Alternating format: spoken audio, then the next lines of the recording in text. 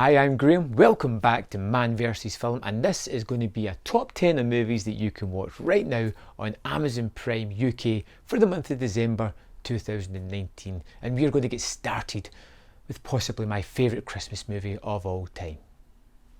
Number 10, Scrooged.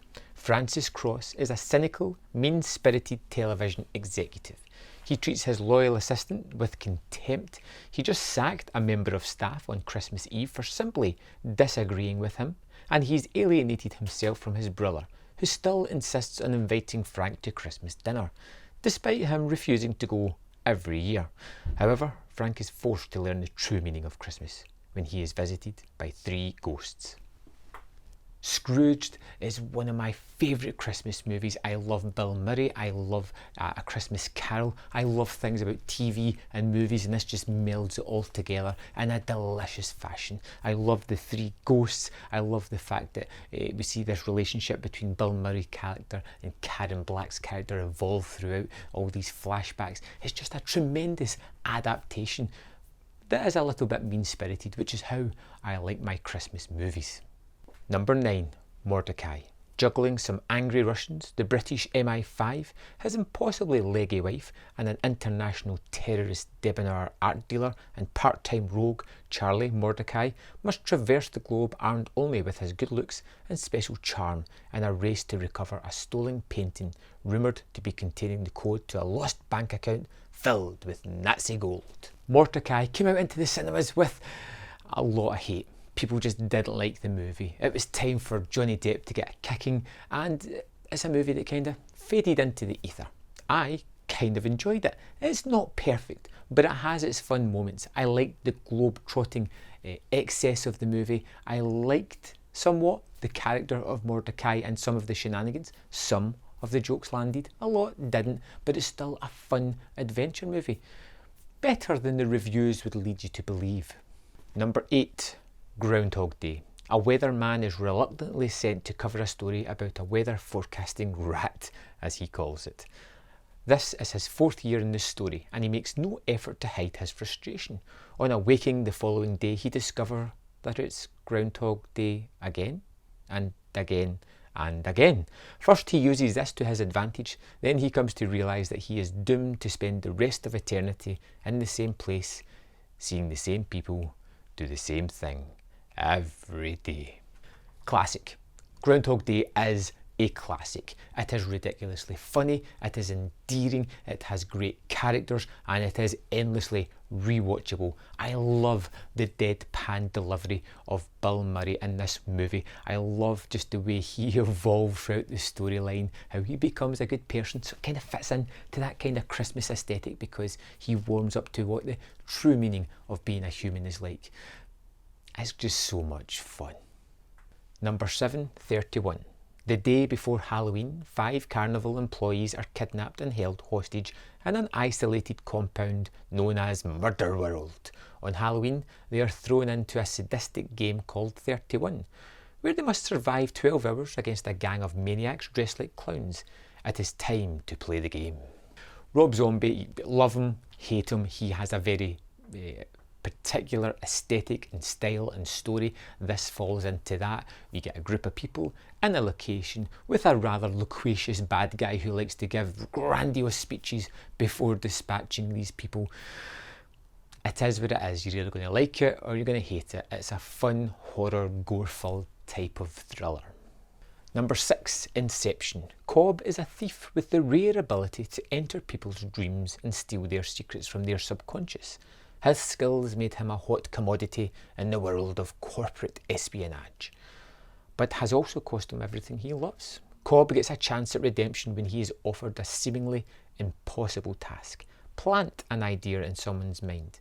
If he succeeds, it will be the perfect crime, but a dangerous enemy anticipates Cobb's every move. If for some reason you didn't see Inception, it's wonderful. Its mind-bending logic is just fantastic. We get Christopher Nolan giving us amazing designs of action set pieces of this twisted world, great characters involved in this kind of heist movie. that's a heist within a heist within a heist. It's so much fun, and if you haven't seen it, or if you've just not seen it in a while, definitely time to throw it on and get lost in this wonderful world. Number 5, Rockstar. Chris Cole was born to rock. His longtime girlfriend Emily believes his talent could take him all the way. But Chris worships at the altar of Bobby Beers, a fiery frontman of heavy metal legends Steel Dragon. Chris has been tapped to replace Bobby Beers as the lead singer of the group.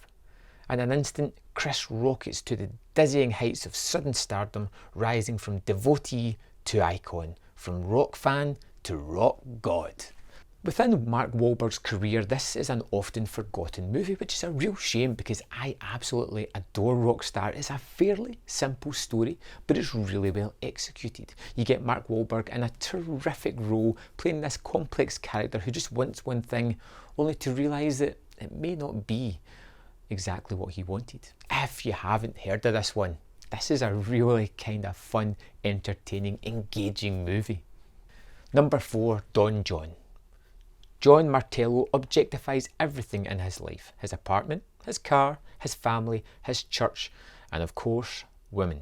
His buddies even call him Don John because of his ability to pull 10s every week without fail. Yet even in the finest flings don't compare to the transcendent bliss he achieves alone in front of the computer watching pornography.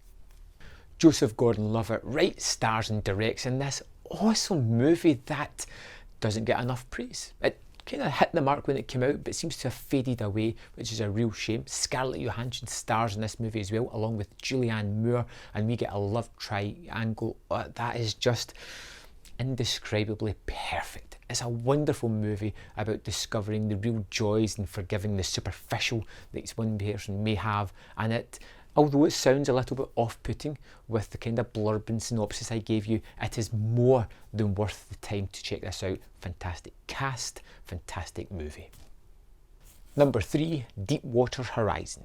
In April 2010, the exploration oil rig Deepwater Horizon, stationed in the Gulf of Mexico, suffered a catastrophic disaster, exploding and being set on fire. This is the story of the lead up to the disaster itself, and the individual actions involved, as well as the aftermath. I am a fan of disaster movies. I do love them, and Peter Berg and Mark Wahlberg had a good run of these true life stories, but this is the best of them. Deepwater Horizon just throws you instantly into this world of these oil rig workers, letting you know the dichotomy between all of the characters, how they all work together before unleashing this horrendous disaster that is exhilarating and emotionally draining. I think Deepwater Horizon is one of the best movies this decade that just should be marvelled. I love going back to this movie, which is strange considering the content matter, but I think it is perfectly directed, perfectly acted, and just wonderful. Number 2, Arlington Road. When Michael Faraday, single father, accidentally stumbles across a little lie from his new neighbour, he gets suspicious. As a university professor who gives classes on terrorism history and whose wife got killed in the line of FBI duty, his fatherly protection instincts arise much faster than the normal person would. Grant, his son, became the best friend of Brady Lang, only that Brady's father did not always carry the name Lang. Digging deeper and deeper, Faraday excavates a very interesting and frightening history. Jeff Bridges and Tim Robbins star in this wonderful thriller that just... let's just say I don't want to give too much away on this one, but you get 2 fantastic performances. You get a, is this person dangerous? Are they not? What is the end plan to what is going on? What the heck is actually going on? It's just a wonderfully twisting, turning, very little talked about, terrific movie about a neighbour who could possibly be a terrorist, maybe, perhaps. It's just truly wonderful. Don't read anything about this, just go into this movie and be wowed. Number 1, Suspiria. Young American dancer Susie Bannion arrives in 1970s Berlin to audition for the world-renowned Helena Marcos dance company. When she vaults to the role of lead dancer, the woman she replaced breaks down and accuses the company's female directors of witchcraft. Meanwhile, an inquisitive psychotherapist and a member of the troupe uncover dark and sinister secrets as they probe the depths of the studio's hidden underground chambers. The remake of Argento's Suspiria was kind of lauded and hated at the same time. Die-hard fans didn't really seem to like this one.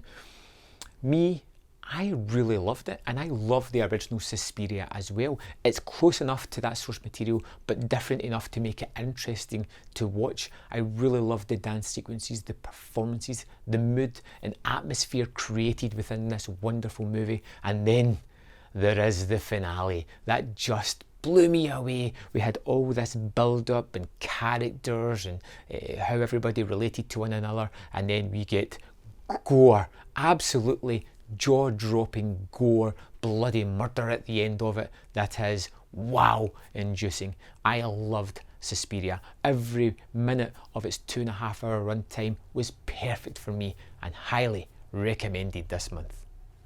There we have it, 10 movies for you to check out this month on Amazon Prime. I hope you find something there that you love. Let me know in the comment box your thoughts on this list, and I'll see you next time on Man v Film.